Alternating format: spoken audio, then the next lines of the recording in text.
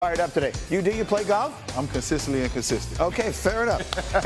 Add your name to the list. Let's go to the games last night. We had an unbelievable night in the NBA, beginning with the Nuggets and the Thunder. You got the two MVPs, and this was like a heavyweight battle between that man, Nikola Jokic, and the other side with SGA. Actually, Jamal Murray getting into the act. 3 minutes to go. Same score. SGA, how about this? Little throwing it up. Go get it, big fella. Throws it down. And then 3 minutes to go, Nuggets down by 2. You behind the head, just throw it up, put a little touch on it, and look at him. He knew it was going in. He just sat there and watched. And the Thunder go on to win it 112-105. They take a 3-2 series lead in what was an absolute classic between the two leading candidates for MVP. Thunder storming back in the fourth, outscoring the Nuggets by 15, shooting 56% from the floor and on threes. Jokic was 4 of 6 in that quarter as teammates were 1 of 15 in the final quarter. It was a classic NBA heavyweight fight. Windman, what's the first thing to say about OKC going up 3-2 last night? The stat that you just read was the defining stat. I know that we see incredible play from the two MVPs. We believe Shea's going to get his in the very near future. But the 1 of 15 from Jokic's supporting cast in the fourth quarter defined this game. At one point, they went 7 minutes without a basket. There's just no way that you can sustain against a quality team like the Thunder, who go 10 players deep. And yes, Shea was able to make huge plays down the stretch. He also got great shot making and great support from his supporting cast. This is a incredible player, championship player, going up against a championship level team. That's what the Thunder really proved with this comeback victory. Yeah, Jokic was magnificent last night, but how about SGA? He's going to be the MVP of the league. I think we all expect that to happen, and he deserves to be. But is it his time? Does he look like a player rounding into his time? Think about how he closed. I mean, if we could play that last play again, right? The way you attack the opposing team's best offensive player is you attack them defensively. The first screen, Jokic gets up there on the first screen. The second screen, he drops back because he's tired. He's exhausted. SGA recognizes that. He attacks that. That is the dagger. How you close games matters. And this is why one of the reasons people believe that SGA is going to be the MVP. And you, D, were making the point earlier. You think we're seeing them mature right before our eyes, not year to year, but game to game. Yes, right between game 3 and this game right here. You look at game 3, and they just didn't execute down the stretch. It didn't feel like they had flow. It didn't seem like the ball got where it needed to be. Only 2 points in overtime. I think this game they made the adjustment. SGA made all the right plays. You look down, he comes and just makes one pass to Jalen Williams in the corner, wide open, make the easy play. Oftentimes when you have a guy that's ultra talented, the hardest thing to do, and you know this, JWill, because I wasn't as talented as you, is to get you guys just to make the easy play. And he made the easy play down the stretch, and we watched that maturation and that growth within 2 games. But UD, to your point, remember last year versus Dallas? 2-2 in that same moment, team that was young, all of a sudden Dallas went up 3-2, series was over. Yes. Not this year. It feels different with the maturity level of this team. It's been said so many times. Michael Wilbon, I can't count the number of times he said to me, Windman, when I was doing the NBA countdown shows for 2 seasons, you have to go through the heartache. Yes. Teams don't win championships until they have their hearts broken. This OKC team had their hearts broken last year when they were the favorites and they lose a series that I'm sure they thought they should have won against Dallas. Is it their time? As Jim Nantz once famously asked about Phil Mickelson, is it their time right now in OKC, Windy? Yeah, so if you look at how they're handling the stress a little bit better, specifically Jalen Williams last night, and how they've built out the roster, Alex Caruso and Isaiah Hartenstein both played big roles in this game, big roles in this series. That's where they're different year over year. I received some criticism after I said this yesterday when I mentioned that this series with the Knicks and the Celtics is not over. Here's where I now say this series is also not over. They have to go back to Game 6. You know Jokic is going to be full power. You know the supporting cast from the Nuggets could play better at home. Yes, it was a huge win for the Thunder. This series is also not over. I just want to give Daigneault credit because in Game 1, the mismanagement of fouls was a really big story.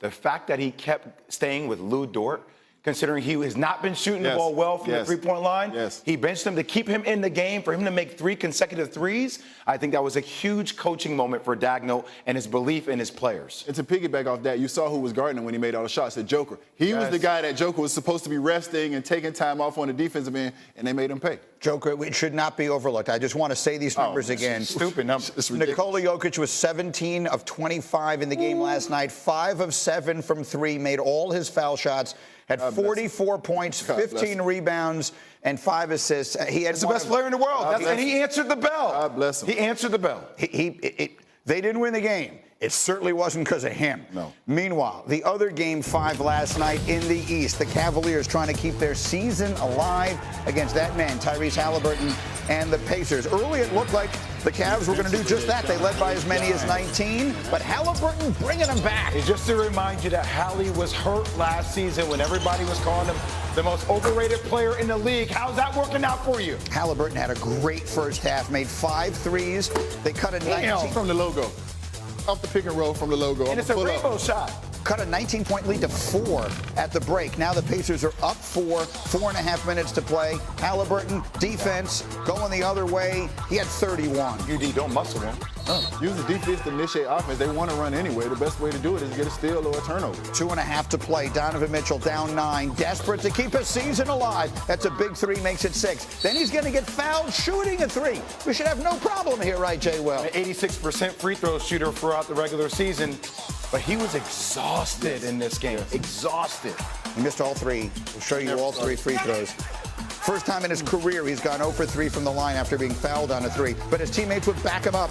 Evan Mobley with the block on one end, and back we go the other way, and it's Mitchell with a chance for redemption. The name is Donovan Mitchell. Cavs within 3. Mitchell 35 points, 9 rebounds, but too much Pacers at the end. Andrew Nembhard, huge shot in the paint. Pacers win it 114-105. They're on to the conference finals. Donovan Mitchell, the season is over. Getting beat down like this, and y'all are going to write some about us, man. And that's going to be fuel. Like, you know, fuel for everybody. Y'all going to say a lot. Y'all are. And that's what it takes. So, get in the gym, weight room, nutrition, whatever the hell it is, and get back at it, because y'all going to write us the man. But we'll be back. And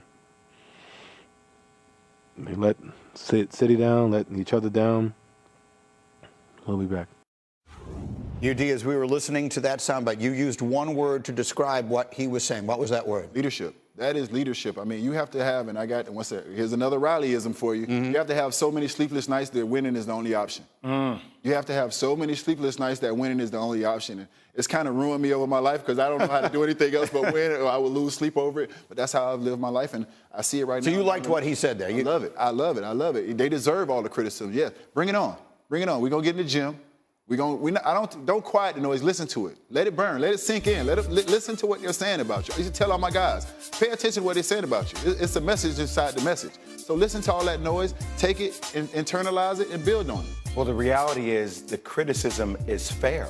Yes. The criticism is fair. Like when you have the most franchise wins that they've had, second most in franchise history, when you have the coach of the year, when you have the defensive player of the year, when you have all these awards, and Donovan Mitchell has done a great job this season of passing the baton to Darius Garland, Evan Mobley, all these guys. This was their time. And when you look at the history of his career, making 8 playoffs in 8 seasons, he's had early exits in every single one. So he doesn't like it.